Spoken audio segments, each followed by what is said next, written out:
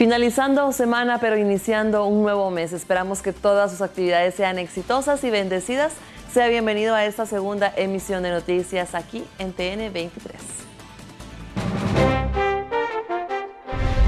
Precio de carne de res registra una baja. Condiciones climáticas favorecen la producción.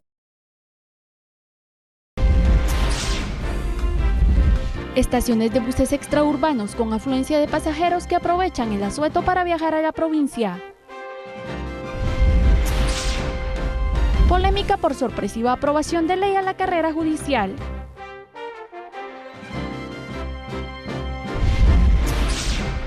Malas negociaciones en pactos colectivos afectan funcionamiento financiero en el sistema de salud. Analistas ven con desconfianza la intención de reforma a la Ley de Compras y Contrataciones del Estado. Entrevista en estudio, expertos analizan la crisis que prevalece en el sistema de salud del país.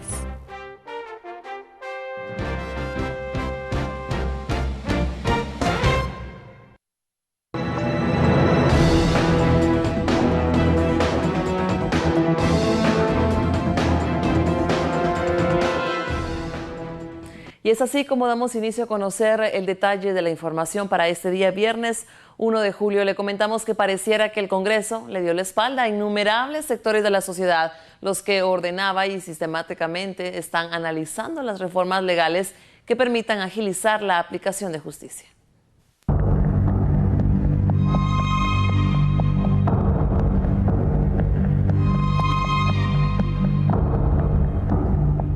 El miércoles 29 de junio quedará en la historia como un día extraño para la justicia. Y es que en el mismo día en que diversos sectores de la sociedad analizaban las posibles reformas a las leyes referentes a la justicia, el Congreso de la República aprobaba apresurada y sorpresivamente la ley de la carrera judicial.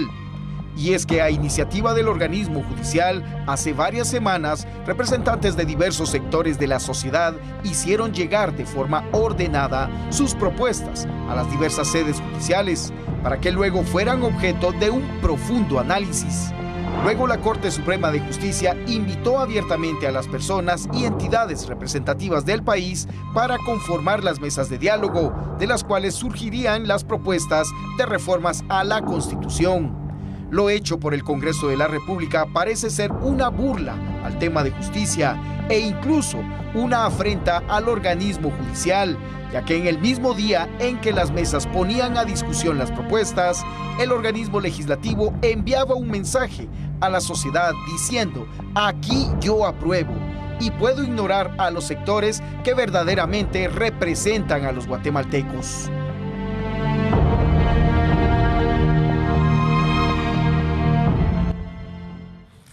Y diversas reacciones generó la aprobación de la nueva ley de la carrera judicial, la cual fue calificada por expertos en derecho como apresurada. Aunque se discutió ampliamente durante varios meses, incluso a nivel departamental y con la participación de diversos sectores, ninguna de las propuestas fue tomada en cuenta por el Congreso de la República, que aprobó la ley de manera apresurada, según expertos en temas jurídicos. Creo que fue una decisión, como le indiqué anteriormente, bastante apresurada, previo a hacer las reformas. Creo que debió de establecerse una mesa de diálogo principalmente con los actores que están discutiendo sobre el tema de integración al Consejo de la Carrera Judicial desde la reforma constitucional. A criterio del rector de la Universidad de San Carlos, los diálogos no fueron suficientes y tampoco se respetó el cronograma sobre la discusión de las reformas. Deberían de haber esperado que se terminaran la discusión de la mesa, entrar las reformas en su momento y lo que se pueda encajar o integrar dentro de las reformas estas que se presentaron de justicia, a este tema de la ley ordinaria esta que se vio para fortalecer el sistema de justicia, se puede integrar, pero yo considero que debe ser un solo paquete para que podamos realmente tener cambios de fondo. Hay quienes incluso catalogan la decisión como absurda y sin sentido, como muestra de su inconformidad por la decisión de los legisladores. Lo que se está haciendo es un doble trabajo.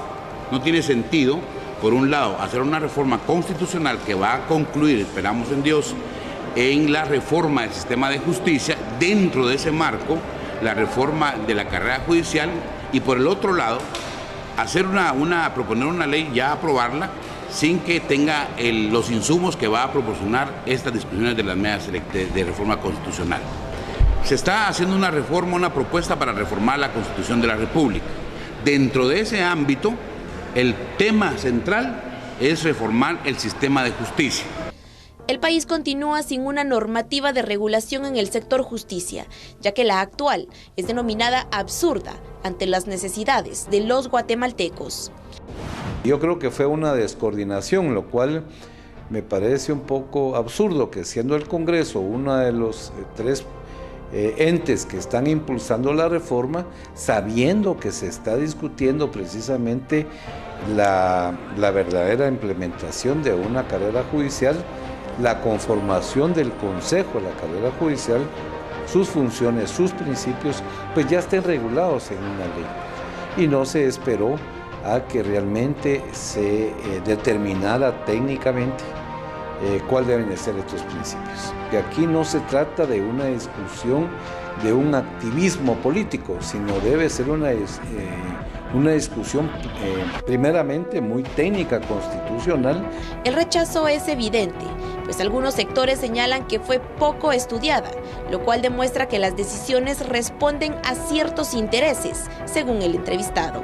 Hay bloques que representan precisamente los intereses, digamos, de grupos encubiertos en el paralelismo, encubiertos en la impunidad, que no les conviene precisamente que haya una verdadera justicia en el país. Hay quienes aseguran que el poder de los parlamentarios se hizo notar al no ceder en aspectos consensuados con los sectores de la sociedad. Se pueden participar en muchas mesas redondas, se pueden participar en muchas mesas técnicas, mejor dicho, para hacer los aportes, pero al final de cuentas quienes tienen la palabra, porque quienes hacen las leyes son los diputados. Creo que ese es un aspecto, una cuota de poder importante que no estuvieron dispuestos a ceder. Y la independencia judicial es un tema en el que los abogados insisten, ya que se debe fortalecer en el país. Expertos señalan que también hay que rechazar la injerencia. Varios abogados penalistas cuestionan las reformas aprobadas por los diputados al Congreso de la República, los cuales consideran que para lograr una independencia judicial es necesario no responder a intereses de agentes externos. Yo creo que las reformas son necesarias hace muchos años. No las conozco a profundidad, hay que hacer una evaluación de ellas, pero de que son necesarias, son necesarias. Yo creo que lo que más debe fortalecerse es la independencia judicial, que no existan las líneas telefónicas entre los superiores administrativamente con los jueces, sino que resuelvan libres, totalmente libres, más que apegados a la ley. Esto no solamente incluye a los que administrativamente están por arriba de ellos, sino fundamentalmente las embajadas no tienen nada que ver con la justicia. Los agentes diplomáticos en el país no tienen nada que hacer en los juicios, en los debates. La CICIG tampoco puede estar presionando a los jueces. De tal manera que el juez nada más debe de obedecer a la Constitución, a los pactos y convenios internacionales y a las leyes ordinarias de un país. Al tiempo de considerar que para que un juez sea independiente para dictar resoluciones, no debe recibir llamadas de entes externos al organismo judicial. Yo creo que más que reformas a la carrera judicial tiene que haber una renovación del sistema judicial, porque es necesario ir cambiando los cuadros de jueces que han tenido pues ya quizá largas carreras, y ya es momento de que nuevas generaciones empiecen a impartir justicia de conformidad con los nuevos conocimientos. Por ejemplo, en el derecho penal, el mismo es totalmente dinámico y avanza constantemente.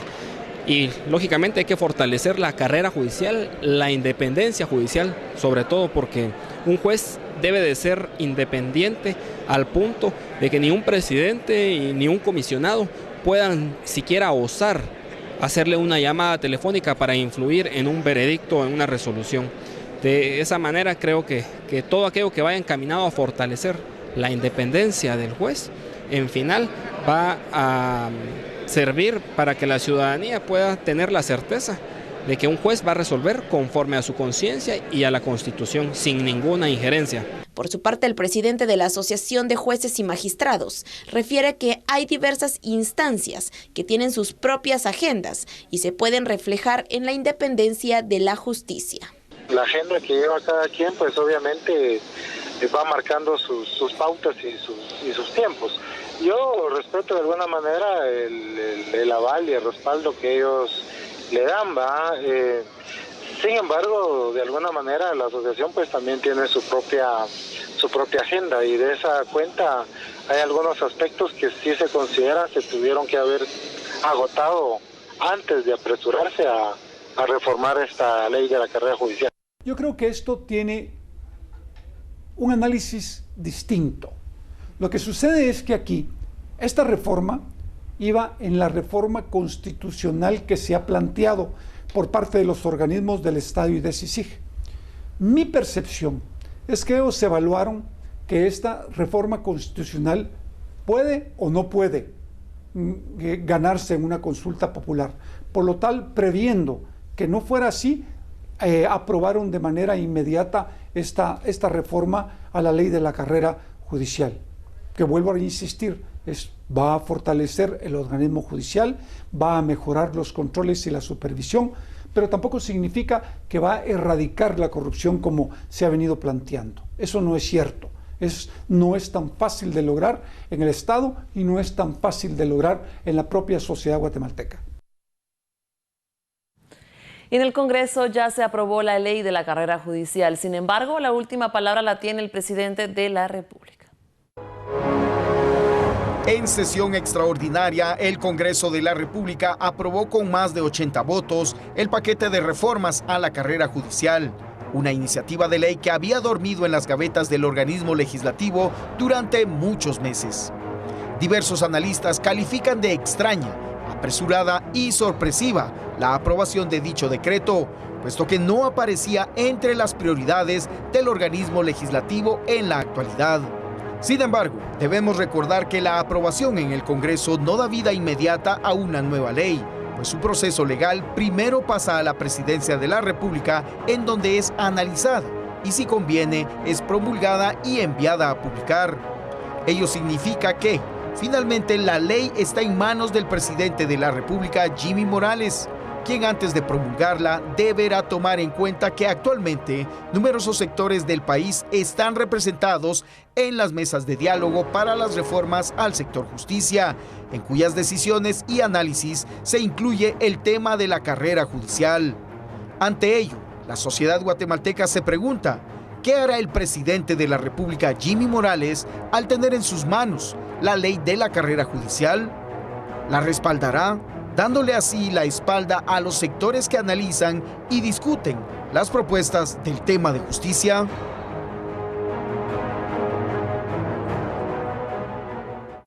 Y la eliminación de la figura de antejuicio podría generar complicaciones. La administración pública, pues, es una garantía constitucional para su correcto desarrollo. Expertos consideran que la figura de antejuicio debe prevalecer y mantenerse, pues es constitucional y genera una garantía para el correcto desempeño de la administración pública. Este derecho no defiende a una persona, sino a un cargo. Por ello, no debe atenderse a presiones de sectores que piden su derogación. Yo creo que la población debe informarse apropiadamente y ser consciente de que la figura del antejuicio no es para proteger personas, es para proteger cargos, a efecto de que el funcionario público pueda desempeñarse con toda libertad, imparcialidad y objetividad en sus funciones y evitar cualquier tipo de denuncia espúrea que represente ciertos intereses o que quieran afectar directamente a la persona. Entonces la población debe ser consciente de que el hecho de que en el pasado se haya abusado de esta figura no significa que la figura como tal sea negativa o contraproducente para el Estado de Derecho. Al contrario, es una garantía para que el funcionario público se desempeñe adecuadamente. Por esa línea es que va la propuesta de Asís.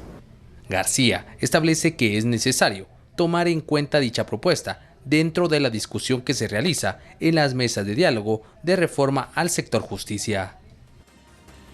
Y seguimos con más información. Cambiamos de tema para comentarle que las condiciones del clima ha propiciado mayor producción en la carne de res, lo que por supuesto ha generado también una disminución en su precio. Y para ello nos comunicamos con nuestro compañero Daniel Collín, quien tiene más información al respecto. Adelante, Daniel, buenos días. Daniel, buenos días, ¿nos escuchas? Sí, así es efectivamente, y pues hay una buena noticia para las amas de casa, y es que según se ha indicado por expendedores de carne de res, pues este producto de consumo diario en los hogares guatemaltecos pues estará teniendo una rebaja paulatina, esto derivado a que las lluvias han elevado la producción del tema ganadero, así se ha indicado especialmente en las zonas productivas del país. Se ha detallado también de que el producto que actualmente se cotiza entre 28 a 30 quetzales entre cortes populares, también en cortes finos hasta 32 quetzales, podría estar llegando en un promedio de 26 a 28 quetzales. Esto es positivo según se ha indicado por expendedores, ya que se podría estar incrementando el nivel de las ventas a nivel nacional. Asimismo han detallado que el precio de la carne de pollo se está manteniendo y ha tenido una tendencia a la baja, luego que la CC ordenada a suspender lo que es el gravamen o arancel al cuadril de pollo importado. Asimismo han establecido que también los precios, como lo es la carne de cerdo, se mantiene en un promedio apropiado, por lo cual las amas de casa pues tendrían un impacto positivo en sus hogares. Con esta información retornamos a Estudios Centrales. Agradecemos a nuestro compañero Daniel Collín por esta información tan positiva para, como él había indicado, todas las amas de casa. Hacemos una pausa y en breve volvemos con más información.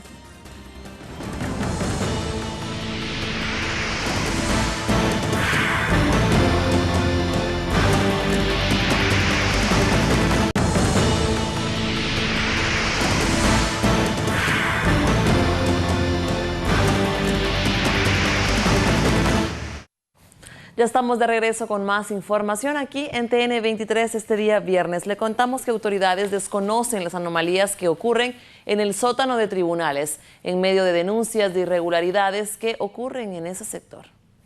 Aproximadamente un año ha pasado del primer atentado ocurrido en la carceleta de Torre de Tribunales, cuando hubo un incidente con arma de fuego.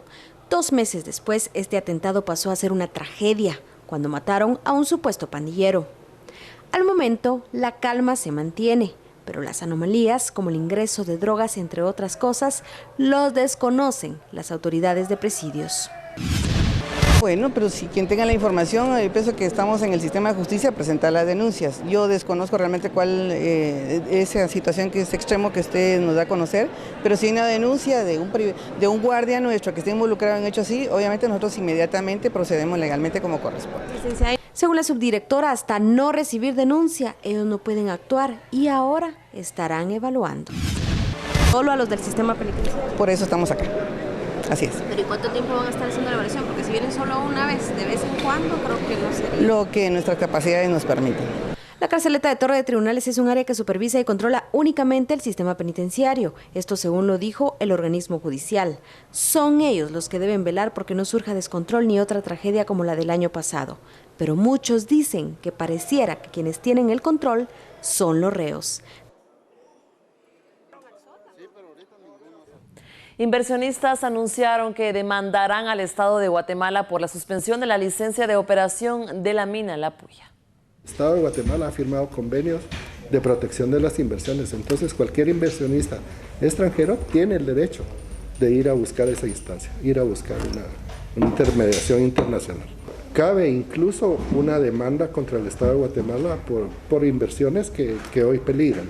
Este es un proyecto que inició en la etapa de exploración hace más de 11 años.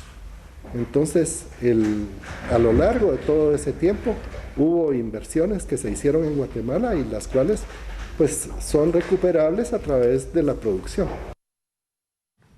Y diputados coinciden en que las reformas a la carrera judicial respondieron a un llamado de todos los actores del sector justicia y no creen que sea un doble trabajo por aprobarlas antes que los cambios a la Carta Magna. Los cambios que se hicieron a la ley de contrataciones reivindicaban la necesidad que el Estado tiene de mejorar sus controles para evitar la corrupción. A lo largo del gobierno de transición se vencieron algunos contratos, en la actualidad también, pero a nosotros nos parece que el manejo en la gestión de nuevos contratos ha sido el problema y no los nuevos controles que se han implementado y que son fruto de una exigencia ciudadana que me parece que continúa siendo latente y que los congresistas tienen que tomar en cuenta en estas discusiones que están llevando a cabo ahora mismo. Y aún tendremos más información que compartir con ustedes para este día viernes, así que no cambie de canal, le esperamos.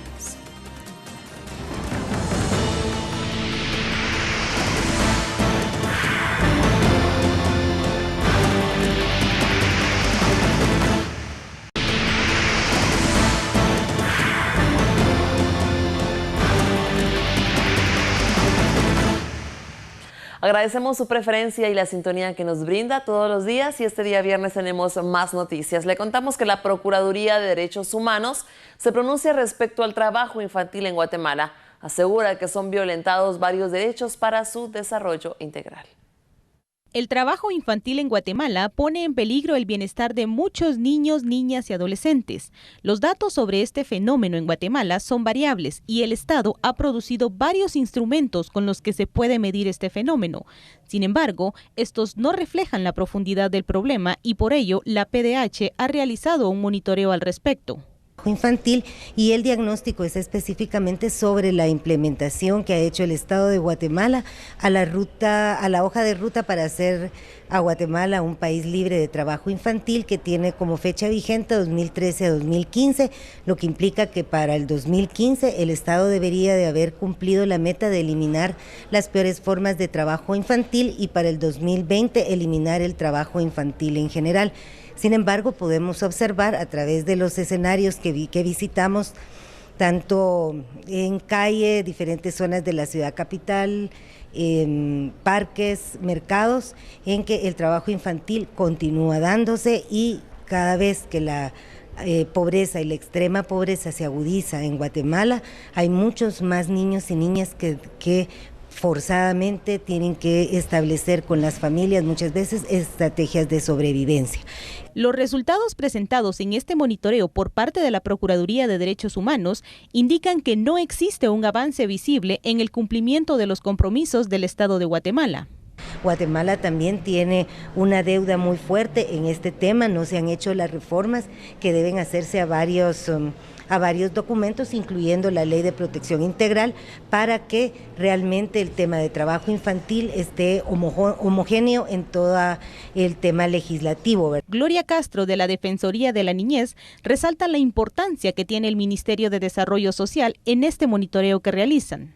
El tema del Ministerio de Desarrollo Social, donde yo quiero hacer mucho énfasis, porque el Ministerio de Desarrollo Social, nosotros estuvimos ya en una supervisión in situ hablando del tema de trabajo infantil y se les recomendó que en la boleta que ellos van a pasar para poder depurar nuevamente el padrón del programa de transferencias condicionadas sea realmente donde se pregunten el tema de trabajo infantil a las familias, ¿verdad?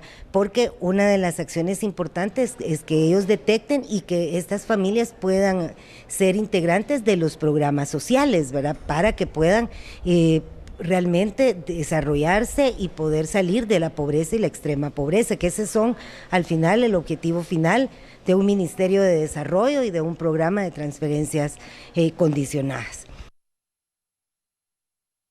Y varias asociaciones campesinas del Altiplano se han pronunciado ante algunos hechos amenazantes de los cuales han sido objeto y solicitan apoyo a las autoridades correspondientes para el resguardo y cumplimiento de sus garantías en materia de derechos.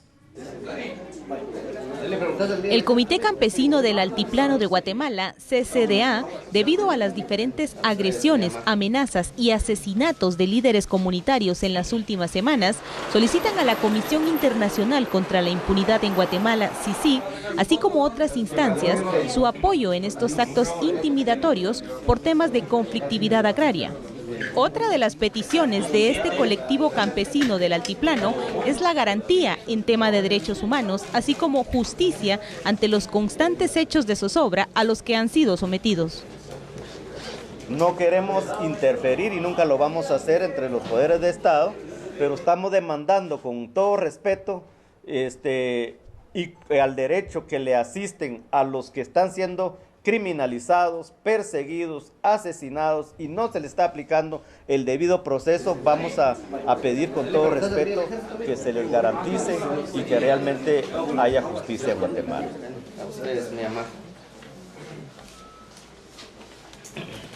Nueve de la mañana con 34 minutos, momento de una pausa, pero será breve, así que no cambie de canal, que en breve volvemos con más.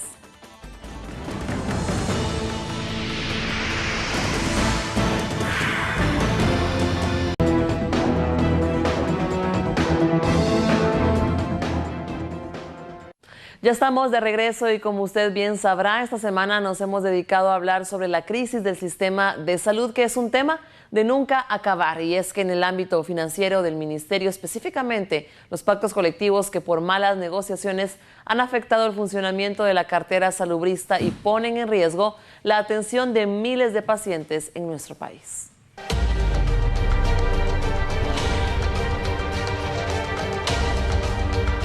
Los privilegios que se otorgan a los trabajadores salubristas en Guatemala parecen no tener fin, a pesar de la peor crisis en la historia del sistema de salud.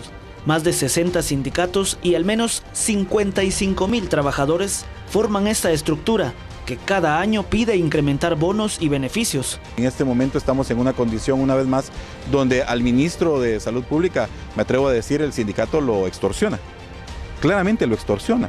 Recién estoy leyendo que se han sentado de nuevo a la mesa y lo que le están pidiendo es que les dé más dinero. Y lamentablemente los guatemaltecos tienen que saber que ese dinero que se va para las decisiones y peticiones de los líderes sindicales, ese dinero deja de estar en los anaqueles como medicamento, ese dinero deja de estar justamente en la vacuna que se pone, deja de estar ahí.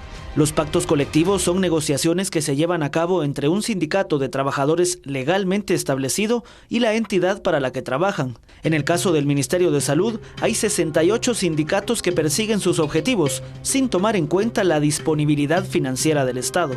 Esto genera un estrés para las finanzas públicas y para las finanzas particulares de cada institución.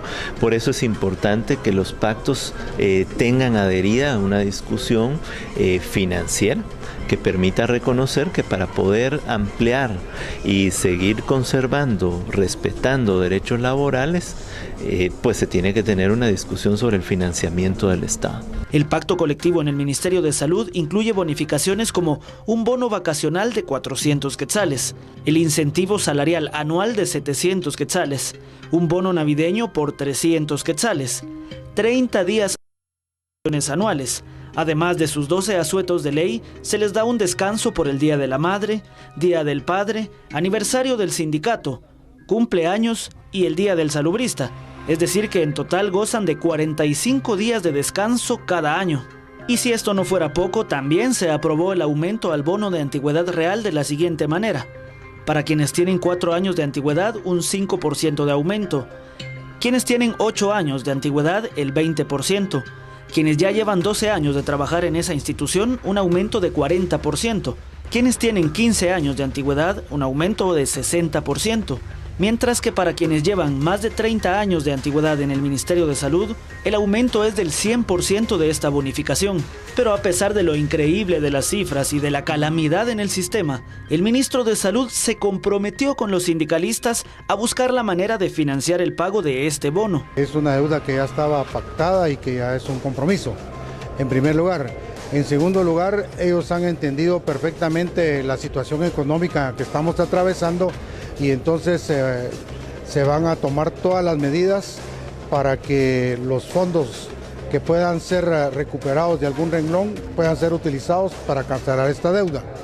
Y en tercer lugar hay un problema de viáticos. El problema de viáticos nosotros ya tenemos los fondos porque esos ya están desde el inicio de este año.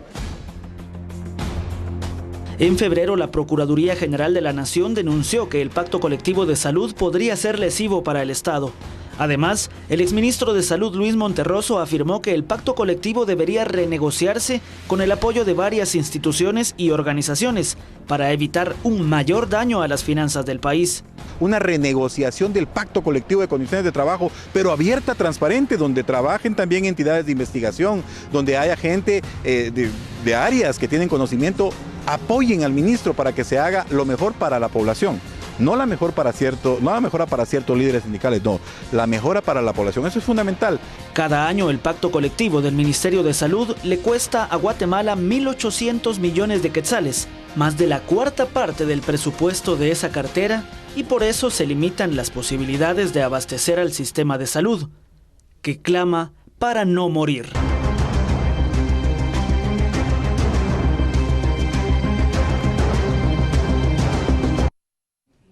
Y la cartera de salud no se ha abastecido de vacunas contra el neumococo, esto debido a que proveedores tienen escasez.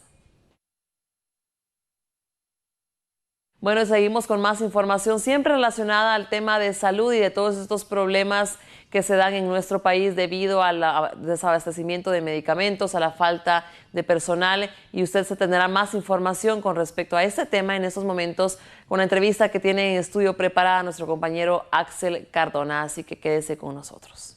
La falta de vacunas contra el neumococo en la red hospitalaria del país es por falta de presupuesto para adquirirlas, asegura el ministro de Salud, quien agregó que a principios de año pagaron una deuda arrastrada desde 2015 por más de 800 millones de quetzales.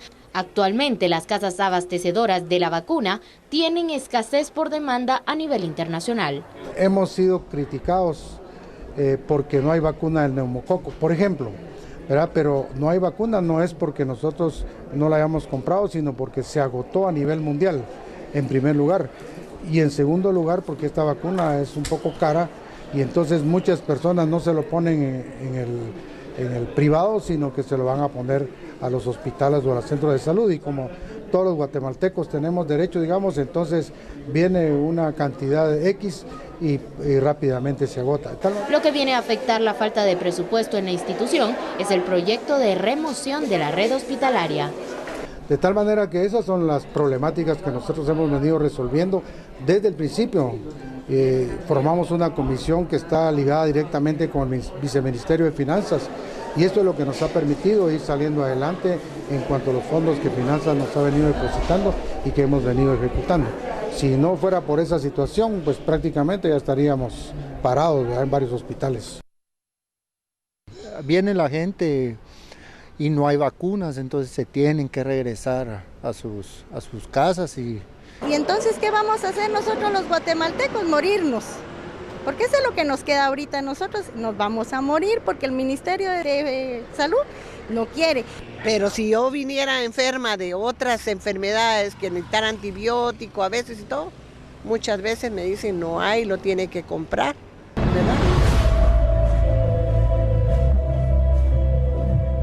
Parecieran los mismos discursos que les presentamos, pero no lo son. Sin embargo, en común tienen dos cosas. Son guatemaltecos y no son atendidos por el sistema salubrista.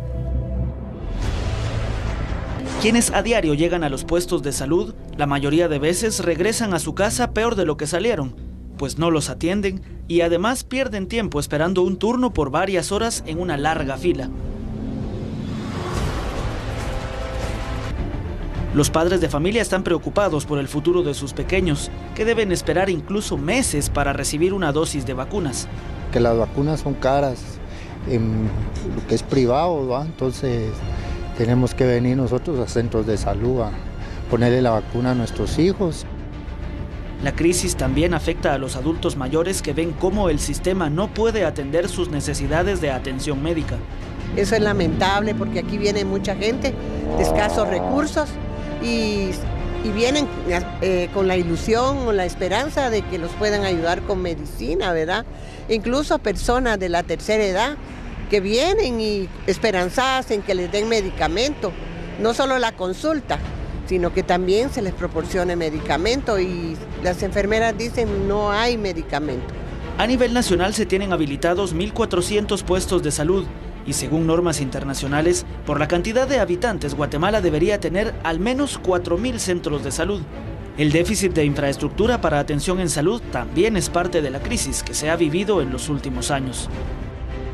Actualmente en Guatemala, quienes buscan atención en salud, más que llevarse el medicamento o la solución a sus padecimientos, se llevan una receta y la desesperanza por encontrar la cura a sus males. Por eso, el sistema de salud es un enfermo que se retuerce del dolor y clama para no morir.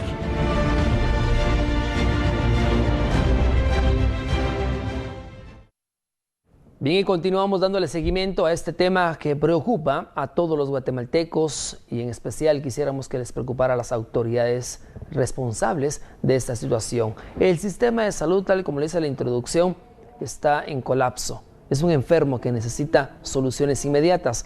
Hemos dado a conocer diferentes tipos de vista, precisamente con analistas, con personalidades, con médicos que trabajan en la red hospitalaria y también con instituciones que desde luego están velando por los derechos de la salud de los guatemaltecos. Hoy es especial porque me acompaña precisamente Telma Estrada, secretaria vocal del Hospital San Juan de Dios, y Nora Vides, secretaria vocal del Hospital Roosevelt, quienes nos darán a conocer, por supuesto, la realidad que viven los guatemaltecos día con día en la red hospitalaria guatemalteca. Bienvenidos, buenos días. Buenos días. Vamos a iniciar con usted, Telma Estrada. ¿Cuál es la situación que se vive en San Juan de Dios? Vemos en imágenes, por supuesto, que la mayoría de guatemaltecos están en las banquetas esperando los atiendan, entran a la emergencia, entran a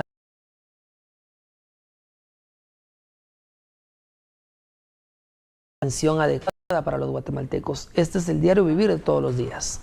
Sí, este es el diario vivir de los guatemaltecos que carecen de salud, porque como Hospital General somos un hospital de referencia nacional. Entonces eso dice que toda la gente que esté con enfermedades graves tiene que ser referida al Hospital General San Juan de Dios.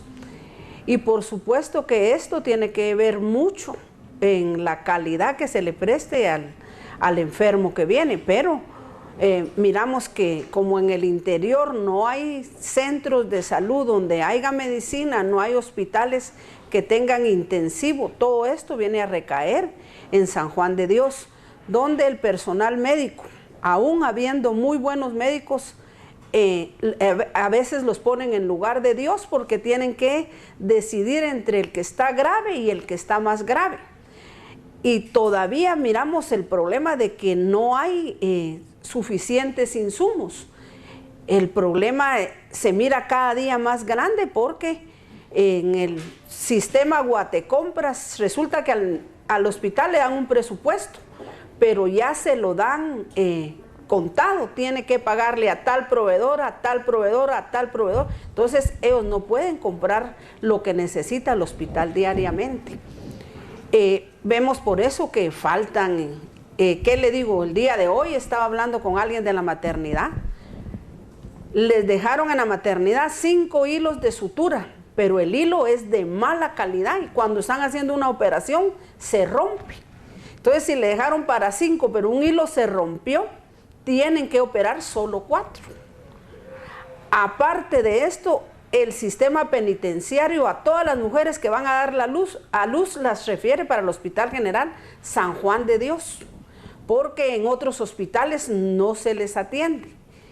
Y es un hospital que día a día recibe más de 35, 40 partos diarios, porque nuestra gente no está educada, porque en este momento las mujeres guatemaltecas tienen 14, 15 hijos en la provincia, porque todavía no tienen acceso a la educación y a la salud.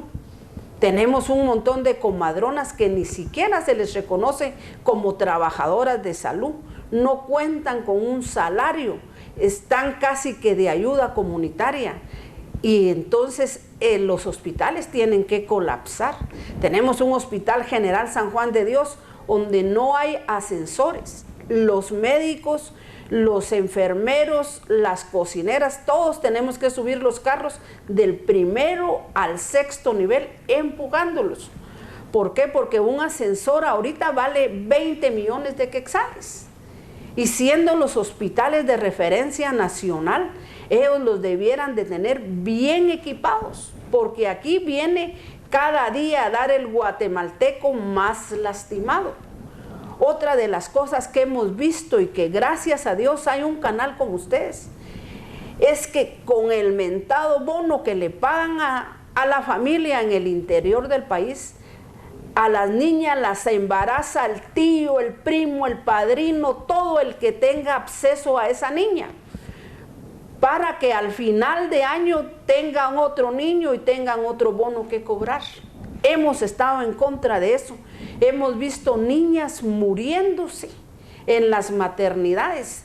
A estas alturas ya suman, anteriormente eran 20 al año, ahorita llevamos como 50 en lo que va de este año de muertes materno-infantil. ¿Por qué? Porque a las niñas las están utilizando como algo para tener ellos un porcentaje que ganar. Me decía un médico un día, mire, esta niñita, sus pechos no están hechos todavía, no están formados para tener leche. Le preguntamos, niña, ¿y quién es el papá de tu bebé? Es mi papá. ¿Y con qué lo van a mantener? ¿Cómo nos van a dar 400 quetzales por el bebé? Dice la niña que ni siquiera está en la edad, es una edad en la que las niñas deben de estar jugando muñecas, no teniendo bebés. Y todo esto no es solo culpa del ministerio y no es culpa del ministro, es un conjunto de personas las que debieran de estar integrando el sistema de salud. Y gracias a Dios por ustedes, por los canales, la gente en todo el país, a las niñas se les ha dicho que denuncien quién las está embarazando, por qué permiten que las embaracen. Este año llevamos 4 niños que han nacido en el Hospital General San Juan de Dios que no tienen sexo. Entonces los niños han muerto porque no tienen dónde defecar, no tienen dónde orinar y los tienen que operar y por supuesto mueren, pero nunca se había visto esto en los centros de salud y en los hospitales y ahorita se está viendo. Claro, es increíble y es triste la situación que se vive en los hospitales nacionales. Desde luego, no solo es el desabastecimiento de medicinas, la falta de insumos, la falta de infraestructura en los hospitales, sino también falta de cultura que debe iniciar, por supuesto, desde el hogar y en las escuelas y obviamente va a tener un resultado muy positivo, pero todo esto llega en el momento donde hay un hacinamiento de necesidades en los hospitales, que ahora una fiebre o una tos no se puede curar en casa, hay que acudir al médico, y cuando uno acude al médico, que en este caso los guatemaltecos tenemos derecho a la salud en estos hospitales, no existen medicamentos para ello, entonces se tienen que enfermar nuevamente y enferman a todo el núcleo familiar. ¿Cuál es el caso del Hospital Roosevelt? Hospital Roosevelt, primero agradecerle a Dios por esta oportunidad que ustedes nos dan, a nuestra organización sindical, y como bien la compañera lo decía, a la red hospitalaria hay que ponerle mucha atención, porque de todo lo que nosotros explicamos es que no hay la atención. Especialmente, por ejemplo, en el Hospital Roosevelt, inicialmente en este año 2016 le dieron un presupuesto de 195 millones, con la cual no se puede iniciar a trabajar. Entonces, hasta el día de hoy, viendo las carencias que hay en los hospitales, especialmente en el Roosevelt, la administración del Roosevelt está pidiendo una ampliación de 450 millones para poder paliar esta situación. Como bien, el problema más grande que nosotros tenemos es el equipo de trabajo que tiene el señor presidente. En esta situación pone a un señor ministro, que bien lo conocemos, es un buen trabajador, una buena persona, pero necesita los insumos para poder trabajar. Viene el Congreso para poder hacerle una interpelación. ¿Interpelación de qué? Si no nos ha dado el con qué trabajar. Nosotros los trabajadores en el Hospital Roosevelt, más de 3,000 trabajadores, nos sentimos incompetentes, amarrados de manos, porque no hay los insumos de calidad y de cantidad para que se pueda trabajar. Tenemos actualmente una administración que palea y hace, aún con las ampliaciones que se le están haciendo tanto a la emergencia de adultos, porque ya no se da abasto, como a la pediatría. Porque de verdad es significante ver de que los pacientes o los familiares tienen la confianza en Dios y en los profesionales del Hospital Roosevelt o a la red del Ministerio de Salud.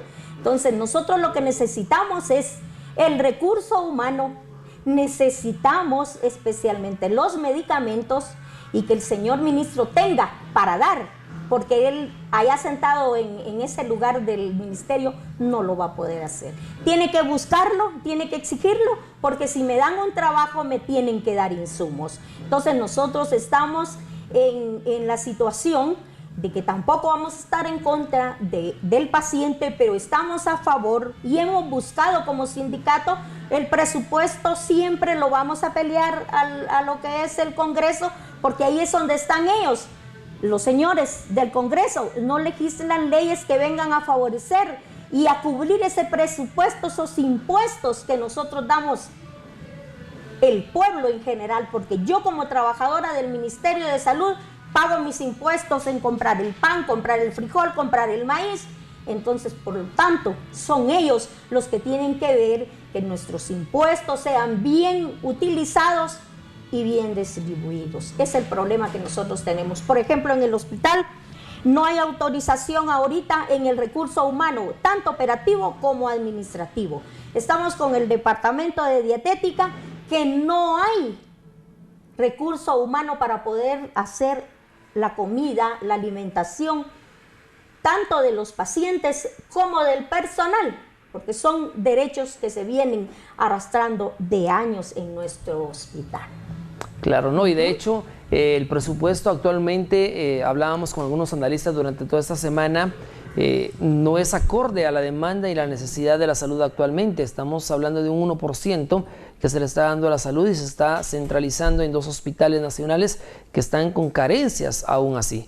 Y no digamos los hospitales del interior de la República, que tienen que remitir a todos sus pacientes a la ciudad capital porque no hay cómo atenderlos allá. En esa instancia, ¿cómo hace el Hospital Roosevelt? ¿Cómo hace el Hospital San Juan de Dios para poder atender, tal vez no a la mayoría, pero sí a un grupo significativo de personas? ¿Con qué insumos? ¿Con qué medicamentos? ¿Con qué personal? Es la obra de Dios, porque nosotros tenemos el ejemplo bien grande.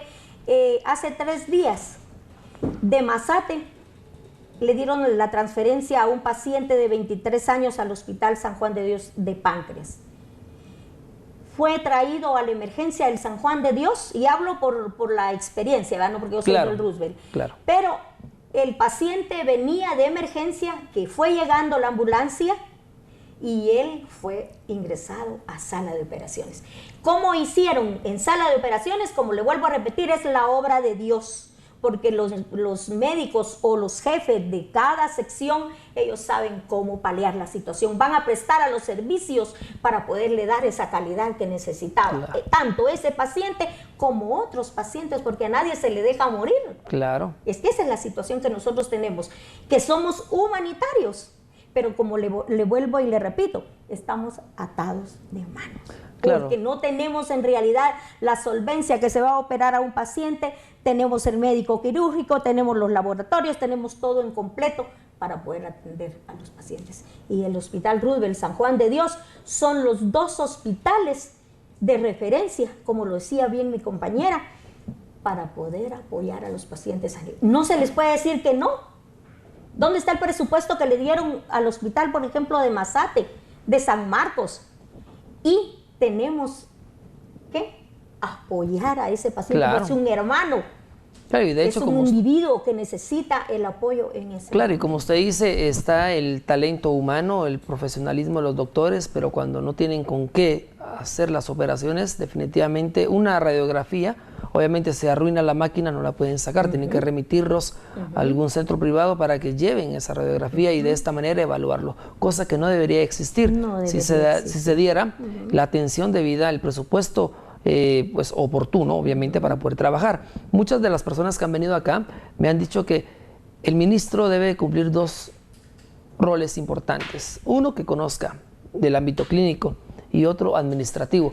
Porque si solo conoce el ámbito clínico y no puede administrar, obviamente va a pasar lo que está pasando hoy en día. Y pues lo tenemos en los gobiernos anteriores y los exministros anteriores que de alguna manera han hecho que esto vaya colapsando aún más. Ahora tenemos a un ministro que ha sido interpelado, como usted dice, se le ha prácticamente dado un cierto plazo para que solucione la situación. Ahora yo les pregunto a ustedes que viven todos los días esta situación del sistema de salud, de la crisis actual, ¿cuáles serían las recomendaciones que ustedes dan para que se pueda de alguna manera iniciar a solucionar este problema? Porque no se puede solucionar de la noche a la mañana, pero sí se puede iniciar. Porque los guatemaltecos constitucionalmente tenemos el derecho al servicio de salud gratuitamente. Así es. ¿Cuáles serían? Yo digo que el ministro de Salud primero tiene que asesorarse con las personas conocedoras de salud. Lo que ha pasado en las administraciones es que si usted mira acá, todavía queda bastante gente que estuvo con el ministro actual y con el que pasó. Entonces hay bastante gente que están llenas de malas costumbres. Entonces el señor ministro da una orden para que se cumpla, pero ellos tardan las órdenes del señor ministro para que se puedan cumplir. Entonces, él es un excelente cardiólogo, eso nosotros lo sabemos. Como persona es maravillosa persona, pero como ministro de salud tiene que tomar el rol que le toca de jefe y desarmar todos esos malos trabajadores que no dejan que el ministerio suba, porque ahí él tiene presiones, que le tiene que comprar a cada casa, que le tiene que comprar a tal empresa, que le tiene que comprar a tal proveedor, y entonces lo quieren atar de manos. Claro. Cuando que si él es el ministro lo deberían dejar en libertad. ¿Qué es lo que está pasando con Guatecompras? Al hospital por lo menos llevaron ese hilo que no sirve, pero aparte de eso llevan una carne que está roja cuando la compran y cuando la vamos a meter a las ollas está verde, porque es de malísima calidad. Pero ¿qué puede hacer el compañero de compras si solo le dicen que estas dos casas ofertaron y que solo ahí pueden comprar? Además, se le ha prestado la ayuda que ha venido de lo alto, porque el Hospital General San Juan de Dios el año pasado, desde octubre, desde septiembre, mantuvo todo lo que era de alimentos Casa de Dios. Ellos donaron millones desde septiembre hasta este mes de marzo, para que los enfermeros pudieran disfrutar de una comida, porque todo va enlazado. Si no hay buena medicina, si no hay buena alimentación, vamos a tener que los pacientes van a estar ahí. Entonces, la recomendación con el señor ministro es que se acerque, que haya una mesa de trabajo, pero con todos los conocedores de la salud. Claro. No que solo quieren venir los proveedores, los que tienen sus grandes negocios, ellos quieren hacer la mesa. Debe de llamar a un grupo, no decimos a nosotros, porque arriba de nosotros hay un comité ejecutivo, pero sí a la gente, a los médicos, a los conocedores de la salud en Guatemala, claro. Porque pensamos que en un mes el ministro no va a poder hacer lo que no han hecho en 20 años atrás. Claro. Es un tiempo bastante, no, y es triste la situación. Ya para ir finalizando, en breve, ¿cuáles serían las recomendaciones del RUS? Sí, aquí hay una situación y el llamado sería específicamente al señor ministro. Indicarle que él haga una revisión del equipo de trabajo que él tiene dentro de lo que es el ministerio para poder ver lo médico y lo administrativo especialmente, que es lo que perjudica a los trabajadores y de ende a la población, claro. A la que nos visita, a la que necesita esa atención inmediata, que es de trabajador a paciente. Y en la situación del señor Jimmy Morales, que es el señor presidente, que si él le dio el cargo de la cartera de salud, que es tan delicado, al señor ministro actual que tenemos, que sepa a él ponerle la gente adecuada para poder trabajar con conocimientos. No podemos decir que nos escoja a nosotros como organizaciones sindicales. Como bien lo decía la compañera, tenemos un comité ejecutivo, claro. Y nosotros somos la base en las áreas hospitales para poder trabajar y paliar esta situación, porque nosotros somos un sindicato que somos propositivos. Nosotros no perjudicamos a una administración si no tenemos, como decían, los pelos de la mula en las manos. Entonces, la situación de nosotros es que revise, porque no estamos de acuerdo que interpelen al señor ministro en cuanto no le han dado los insumos, porque nosotros tenemos conocimiento. Tenemos deudas en los hospitales, no pagan las deudas. Y quien tiene que ver eso es el señor ministro, porque quien administra es el que está de director en cada área de trabajo. Entonces lo que necesitamos es que él sea responsable, así como lo dijo desde un principio, y nos cumpla a los trabajadores y a la población, porque hay una situación bien especial, que si no queremos tener los hospitales o áreas, puestos de salud o distritos con muchos pacientes, tenemos que dar la calidad y la atención. Excelente. Porque no hay lo preventivo. Si hubiera lo preventivo, no estuviéramos. Claro. Y si no damos una alimentación correcta al paciente, va a pasar meses y meses y años en nuestro hospital y generando y no se va a recuperar, y es posible que vaya hasta lo fatal. Excelente. Bueno, definitivamente hemos escuchado las opiniones tanto del Roosevelt como del San Juan de Dios, personas que trabajan dentro de la institución, y nos han dado a conocer una vez más, como lo han hecho los analistas durante toda esta semana, el sistema de salud está colapsando en Guatemala y se necesita de alguna manera pues que se le ponga fin a esta situación, porque es necesario, por supuesto, que Guatemala pues ya despierte y exija el derecho constitucional de la salud, y desde luego las autoridades pues cumplan con lo establecido. De esta manera agradecemos mucho precisamente a Telma Estrada, secretaria vocal del Hospital San Juan de Dios, y a Nora Vides del Hospital Roosevelt, por supuesto, ambas trabajadoras de la salud y también representantes de estos sindicatos que están día con día pues velando porque los derechos de los guatemaltecos se estén dando como se deben de dar, el derecho a la salud. Bien, momento de irnos a un enlace en este momento con nuestro compañero Luis García, que nos tiene importante información, ya que al parecer se ha suspendido el desfile del Día del Ejército programado para este domingo. Así que adelante, Luis García, danos a conocer la información.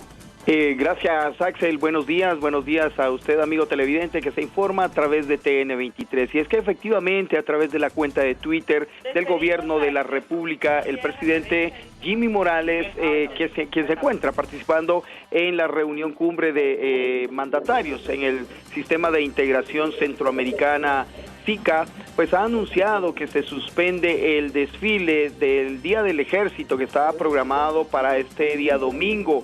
Esto pues al momento se ha intentado de confirmar con la Secretaría de Comunicación Social de la Presidencia los argumentos o las razones por las cuales pues se ha desistido de llevar a cabo este desfile, que pues estaba suspendido desde hace algunos años y que el presidente Morales lo había retomado. Sin embargo, pues diversos sectores de la sociedad guatemalteca habían ejercido presión para que esto no se desarrollara, tomando en cuenta la situación crítica del Estado, principalmente en aspectos financieros, y algunos sectores pues argumentaban que esto era un gasto innecesario. De momento aún no se tiene una postura oficial en relación a las razones por las cuales ha quedado suspendido el desfile para este domingo. Sin embargo, pues ya se hace oficial la cancelación de esta actividad por parte del Ejército de Guatemala, tomando en cuenta que el presidente de la República, a través de la cuenta de Twitter, información que ustedes pueden observar en nuestra pantalla, pues se ha hecho oficial esta suspensión del desfile conmemorativo del Día del Ejército que estaba programado para este domingo en horas de la mañana. Más adelante estaremos ampliando esta información ya con una versión oficial de las autoridades en relación a la suspensión del desfile del Día del Ejército. Con esta información y con estos detalles volvemos al set principal. Contigo, Axel, de TN23. Gracias, Luis García, por este importante reporte. Desde luego le estaremos dando seguimiento a esta decisión precisamente del Ejecutivo. De alguna manera, pues ya ha sido notificado por las redes sociales, donde se cancela el desfile que se iba a realizar desde el Obelisco, Avenida Reforma, para finalizar en el Campo Marte, que tenía programado el Ejército de Guatemala. Por supuesto, estaremos dándole a conocer más detalles de esta decisión del Ejecutivo en relación al desfile del Ejército para el próximo domingo. De esta manera, hemos finalizado esta emisión de noticias. Siga con nosotros informándose. Ya regresamos con Odilí Pineda y más información internacional.